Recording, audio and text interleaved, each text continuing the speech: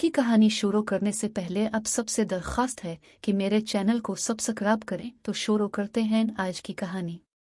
एक आदमी के 4 बेटे थे। वो चाहता था कि इसके बेटे ये सबक सीख लें कि किसी को परखने को जल्दबाजी का मुजाहिरा न करें। लिहाजा इस बात को समझाने के लिए इस आदमी ने अपने बेटों को एक सफ़र पर रवाना करने का फैसला किया और दूर दराज इलाके में नाशपाती का एक दरख्त देखने के लिए भेजा। एक वक्त में एक बेटे को सफ़र में भेजा कि जाओ और इस दरख्त को देखकर आ जाओ।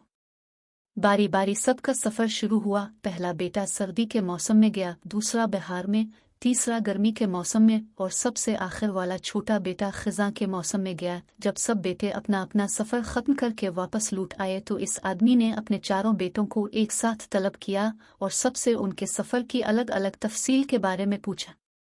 पहला बेटा जो जाड़े के मौसम में इस दरख्त को देखने गया था, उसने कहा, अब्बा जान वो दरख्त बहुत बदसूरत झुका हुआ और कासा था। दूसरे बेटे ने कहा कि वालिद मोहतरम वो दरख्त तो हरा भरा था, हरे भरे पत्तों से भरा हुआ था। तीसरे बेटे ने इन दोनों भाइयों से इख्तिलाफ किया कि वो दरख्त तो फूलों से भरा हुआ था और ये कि इससे हुसैन मंजर पहले कभी देखा ही नहीं था। सबसे छोटे बेटे ने अपने सब भाइयों से इत्तेफाक जाहिर किया कि वो नाशपाती का दरख्त तो फल से लदा हुआ था और उन फल के बोझ की वजह से वो दरख्त जमीन पर लगा हुआ था और जिंदगी से भरपूर नजर आ रहा था।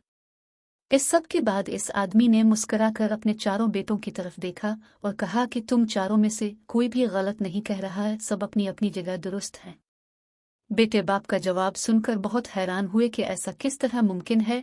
बाप ने अपनी बात जारी रखते हुए कहा कि मेरे बेटों, तुम किसी भी दरख्त आदमी को सिर्फ एक मौसम एक हालत में देखकर कोई हतमी फैसला नहीं कर सकते।